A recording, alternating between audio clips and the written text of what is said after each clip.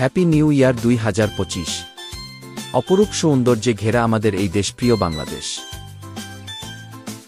আপনারা দেখছেন বিনোদন বাংলার এবারের আয়োজন। সরিষার ফুল, কতই না সুন্দর এই সরিষার ক্ষেত।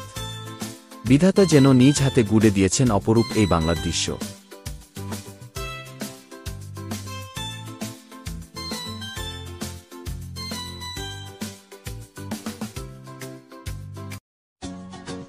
শীতের কুয়াশামাখা সকাল, নতুন বছরের শুরুতেই দৃশ্যটি দেখে মন প্রাণ ভরে যায় সবার।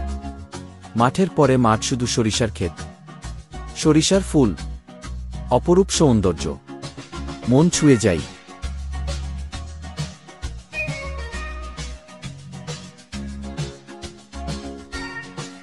খেজুর গাছ বছরে একবার আমাদেরকে রস দেয়। যারা খেজুরের রস সংগ্রহ করে তাদেরকে গাছি বলা হয়।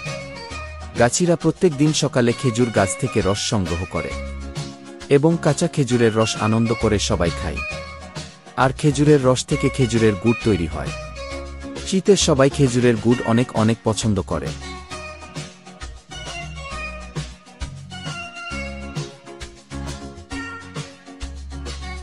সরিষার ক্ষেত, হাজার হাজার একর জুড়ে চাষ হয় সরিষা। সরিষা আমাদের অনেক উপকারে আসে। প্রথমে সরিষা থেকে সবজি হিসেবে শাক রান্না করে খাই। তারপর সরিষা থেকে সরিষার তেল উৎপন্ন হয়, যেটা আমাদের রান্নার স্বাদ বহু গুণে বাড়িয়ে দেয়। এরপর সরিষার খৈল তৈরি হয়, যেটা গবাদি পশু মশলা হিসেবে খাই।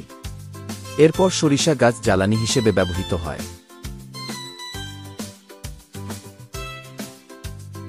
শীতের কুয়াশামাখা সকাল, গাছিরা সকাল সকাল ঘুম থেকে উঠে এভাবেই খেজুর গাছে উঠে এবং রস গাছ থেকে নিচে নামিয়ে নিয়ে আসে। তারা অনেক কষ্ট করে সবাইকে খেজুরের রসের তৃপ্তি মেটায় এবং দেশে খেজুরের গুড়ের চাহিদা মেটায়।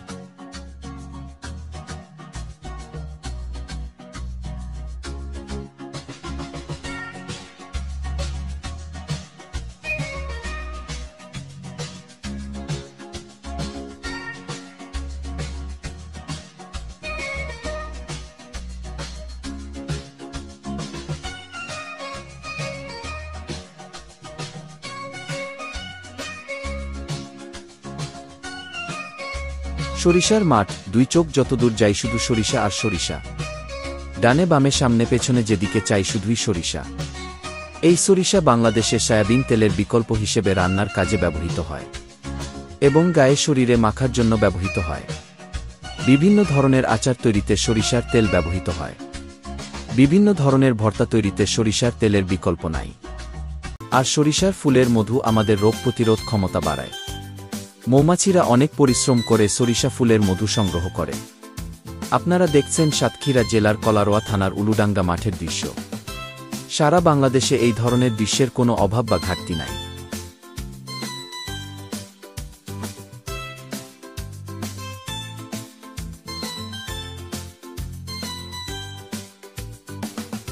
ভিডিওটি দেখার জন্য সবাইকে অনেক অনেক ধন্যবাদ। তো বন্ধুরা, ভিডিওটি যদি ভালো লাগে তাহলে প্লিজ লাইক দিতে ভুলবেন না এবং বিনোদন বাংলা চ্যানেলটি সাবস্ক্রাইব করে বেল বাটনে ফলো দিয়ে রাখুন।